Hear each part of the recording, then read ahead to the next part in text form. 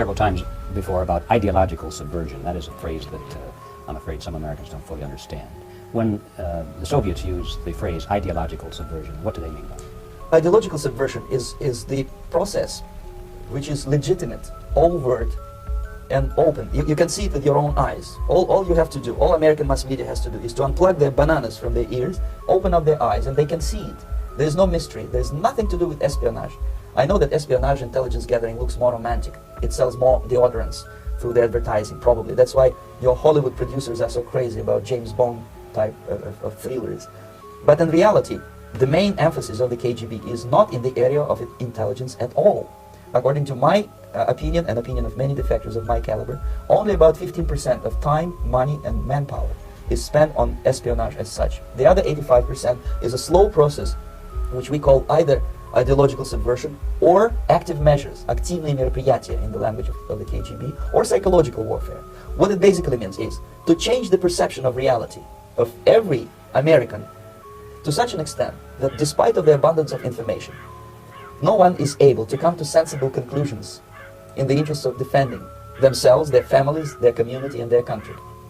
It's a great brainwashing process which goes very slow, and it's divided in 4 basic stages. The first one being demoralization. It takes from 15 to 20 years to demoralize a nation. Why that many years? Because this is the minimum number of years which requires to educate one generation of students in the country of your enemy, exposed to the ideology of the enemy. In other words, Marxism-Leninism ideology is being pumped into the soft heads of at least 3 generations of American students without being challenged or counterbalanced by the basic values of Americanism, American patriotism. The result you can see. Most of the people who graduated in the 60s, dropouts or half-baked intellectuals, are now occupying the positions of power in the government, civil service, business, mass media, educational system.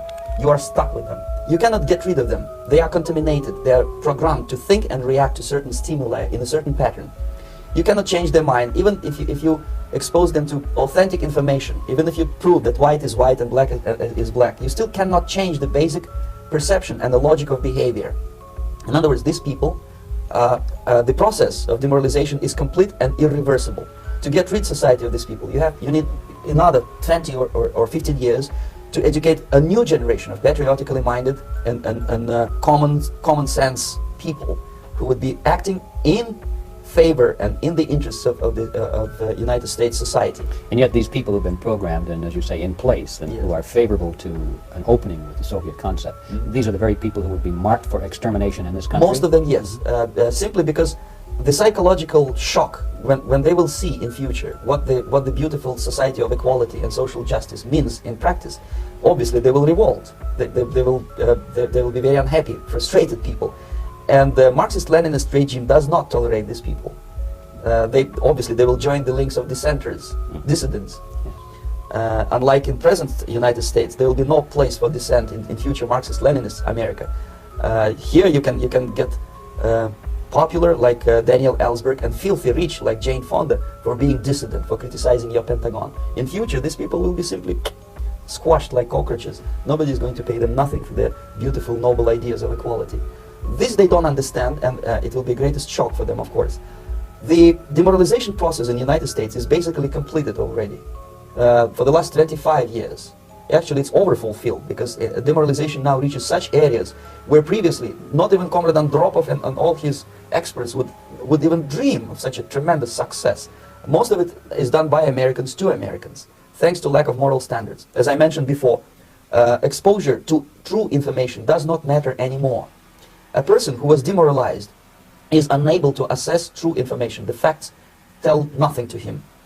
Even if I shower him with information, with authentic proof, with documents, with pictures, even if I take him by force to the Soviet Union and show him concentration camp, he will refuse to believe it until he is going to receive a kick in his fat bottom. When a military boot crashes then he will understand, but not before that. That's the tragic of the situation of demoralization.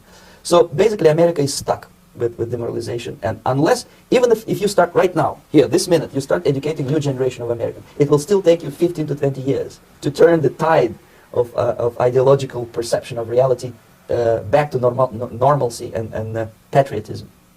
The next stage is destabilization. This time, subverter does not care about your ideas and the patterns of your consumption. Whether you eat junk food and get fat and flabby, it doesn't matter anymore. This time, and it takes only from 2 to 5 years to destabilize a nation, what matters is essentials: economy, foreign relations, defense systems. And you can see it quite clearly that in some areas, in such sensitive areas as defense and economy, the influence of Marxist-Leninist ideas in the United States is absolutely fantastic. I could never believe it 40